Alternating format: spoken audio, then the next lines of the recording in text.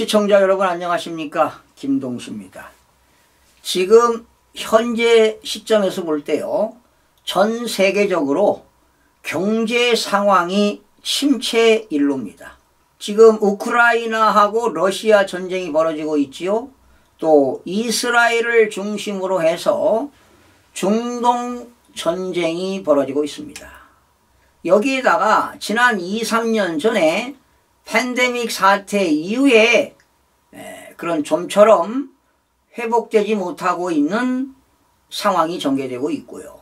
특히 중국과 유럽 경제 상황이 좋지 않다 보니까 한국 경제에도 크나큰 타격이 예상되고 있습니다. 지금 이런 가운데 여러분 알다시피 여야 정치권은 말로 형용할 수가 없습니다. 극한 대립 속에 있습니다. 특히 이재명 대표의 방탄을 막기 위해서, 사법 리스크를 해소하기 위해서 국민들의 경제 실질적인 민생 경제 법안은 뒤로 두고요, 민주당은, 야당은 입법 구테타를 벌이고 있습니다. 이러니 지금 대한민국이 경제가 제대로 돌아가겠습니까? 이러다 보니까 정말 국민들의 삶은 더욱더 무겁게 하고 있습니다. 지금 이 시점에요, 여당, 야당, 여야정 정부가 정말 힘과 지혜를 모아야 할 텐데요, 설전만 벌이고 있으니 정말 한심할 따름입니다. 사실 여러분, 이재명 대표는요, 이런 얘기하고 있잖아요. 미군 철수해라 말이야. 그리고 대기업들 해체해라, 해체하겠다, 이런 거 아니겠습니까? 지금 우리가 살고 있는 게 누구 때문에 먹고 살고 있습니까? 대기업들이, 중소기업들이 해외 수출해가지고 먹고 사는 거 아니에요? 우리나라는 대외 의존도가 다 수출입니다. 에? 이거 이재명 대표가 도대체 경제를 아는 건지 말이죠. 에? 참 한심스럽습니다. 지금 한국 경제의 기관차 역할을 한 건 누구냐? 대기업이 해왔어요. 그러니 대기업들 오너들은 애국자입니다. 애국자. 국민 모두를 먹고 살리는 거 아니에요. 그런데 지금 대기업들이 위기 상황이 심각합니다. 한국경영자총협회가요, 239개 대기업들을 조사해 보니까 2025년도 경제 전망이 어떠냐 물어보니까 너무 힘들다. 앞으로 내년도에는 정말 유례없는 긴축 경영을 해야 되겠다 하는 것이 대부분입니다. 심지어 대기업 중에 61%가 긴축 경영에 나서겠다라고 답했고요. 중소기업보다 높습니다. 중소기업은 45.7%가 긴축 경영하겠다고 했는데 대기업들은 61%가 넘습니다. 지금 이러한 긴축 경영을 하겠다고 하는 것이 지난 2016년 사드 사태로 인해서 중국의 수출에 크나큰 타격이 있었잖아요. 이때 이후 그러니까 2016년 이후 8, 9년 만에 대기업들이 긴축 경영을 하겠다고 나서고 있습니다. 자, 그러면 만약에 대기업이나 중소기업에서 내년에 투자를 줄이게 된다면 어떻게 되겠습니까? 대부분 한 5, 60% 많은 기업들이 내년도에 투자를 줄이겠다고 하고 있습니다. 투자를 줄이면 소상공인들, 영세 기업들의 크나큰 타격이 오는 것은 불보듯 뻔한 일입니다. 그리고 내년 트럼프 2기가 출범하게 되는데요, 기업들에게 그 의식 구조를 살펴봤더니, 조사해봤더니 많은 기업들이 82%가 악영향을 미칠 것이다. 그리고 긍정적인 영향은 7.5%밖에 안 됩니다. 압도적입니다. 그러나 트럼프 2기 행정부는 대한민국의 장단점이 있기 마련입니다. 트럼프가 당선되고 나서 지금 미국의 그 항공모함은 중국보다 앞서가고 있습니다. 그런데 잠수함 있죠, 잠수함. 잠수함은 중국이 앞서고 있어요. 그리고 사실 대한민국이 조선업 세계 1위입니다. 그래서 그 트럼프가 말이죠, 윤석열 대통령에 전화해가지고 미국에 있는 항공모함 그리고 잠수함을 좀 수선하고 유지할 수 있도록 도움을 달라고 하지 않았습니까? 그런데 문제는 지금 중국뿐만 아니라 모든 국가들, 미국 트럼프 행정부가 우선주의, 자국민 우선주의, 보호주의를 강하게 내세우고 있다 보니까 관세 부과를 높이겠다는 거 아니겠습니까? 만약에 우리나라도 기업들에게 관세를 높게 하게 되면은 기업들의 영업이익이 줍니다. 영업이익이 줄면은 법인세도 줄어들어요. 그러면 국가 재정에도 아무래도 타격이 올 수밖에 없습니다. 지금 우리나라는 이렇게 수출로 먹고 사는 나라인데 내년에 지금 수출도 안심할 수 있는 상황이 아닙니다. 사실은 지난 11월까지는 계속 수출이 늘어났죠. 연속 플러스 성장한 것만은 사실입니다. 그리고 무역 수지도 계속 흑자로 늘어나서 정부 입장에서는 무역이 활발하게 이루어지고 무역 흑자가 생기니까 안심할 때라고 하지만 지금은 안심할 상황이 아닙니다. 그리고 앞으로 관세가 부과되게 되면 지금 미국에서 중국의 관세를 높이게 되면은요, 우리나라 대미 수출, 대중 수출에도 악영향을 미치게 됩니다. 수출이 감소될 수가 있다는 것입니다. 그러면 기업들에게 크나큰 타격이 예상이 되고요. 결과적으로 투자, 소비, 생산이 줄어들 수가 있다는 것입니다. 지금 우리나라 대기업들은 이미 구조조정 진행 중에 있습니다. 지금 많은 기업들이 말이죠. 우리나라 대기업들이 긴축 경영하기 위해서 지금 희망퇴직을 받고 있습니다. 그러면 퇴직하는 사람들이 퇴직금 받아가지고요. 연금으로도 생활할 수 있지만 만약에 그러한 퇴직금이 고갈되게 되면은 대기업에서 퇴직하고 나도 노후가 보장이 안 된다는 것입니다.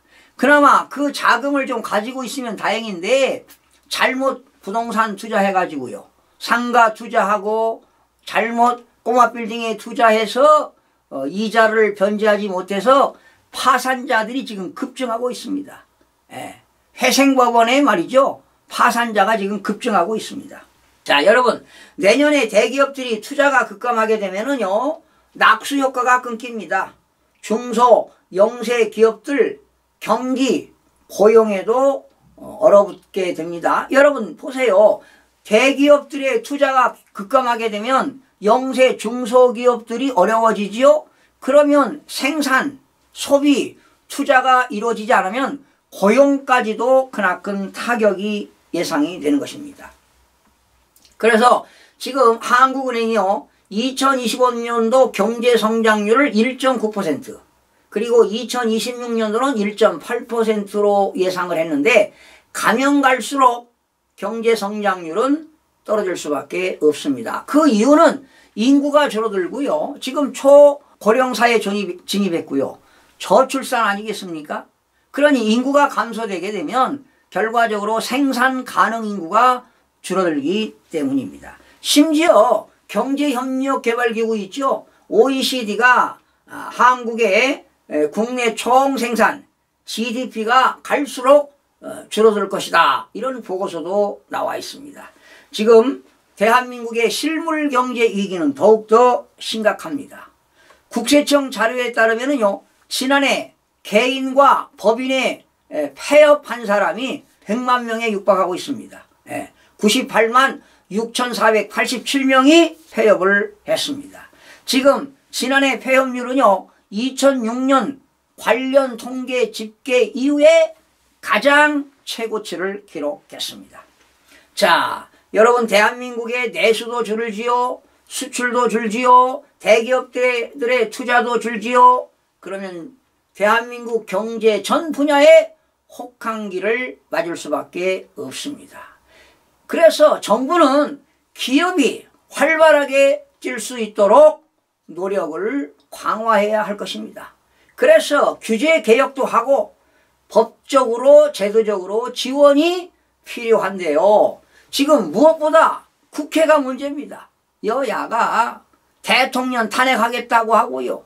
지금 내일 감사원장 그리고 서울중앙지검장 탄핵시키겠다는 거 아니겠습니까? 국가를, 사법부를 마비시키겠다는 거 아니겠습니까? 이래서 되겠습니까? 참 더불어민주당 거대 야당 입법 구태타를 하고 있습니다. 그리고 야당의 입법 구태타로 기업들 발목을 잡지 않도록 여당이 강력하게 나서야 할 겁니다. 지금은 여야가 설전을 벌일 때가 아닙니다. 여야 정의, 정말 대한민국의 경제 위기를 타개하기 위해서는 머리를 맞대야 할 것입니다. 여러분, 지금 대한민국은요 정말 위대한 나라입니다. 대한민국은 수출로 먹고 사는 나라입니다. 대한민국의 무기 수출하는 거 보세요. 무기. 조선업 세계 1위입니다.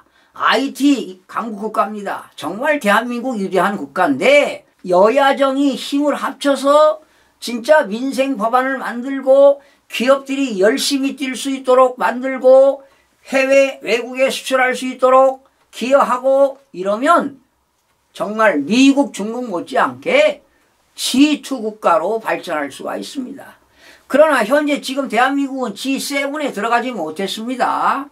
지금 이대로 야당이 대통령을 단행하겠다, 감사원장을 단행하겠다, 중앙지검장 검사들을 단행하겠다, 이재명 대표 사법 방탄의 사법 리스크를 해소하기 위해서 이러한 행위 자체는 결코 국가를 위해서 바람직하지 못한 것입니다.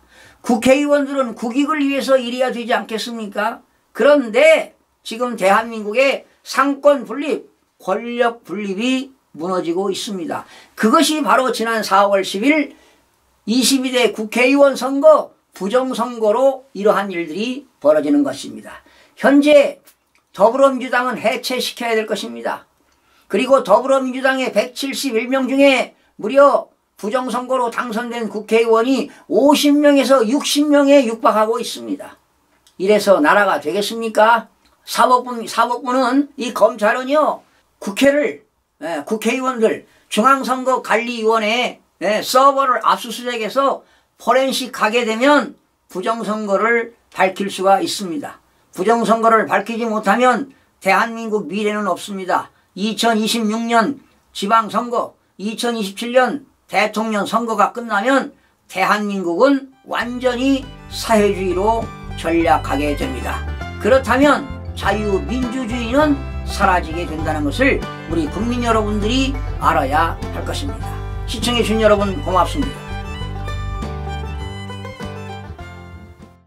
구독과 좋아요, 알림 설정을 누르시면 더 많은 정보를 얻을 수 있습니다.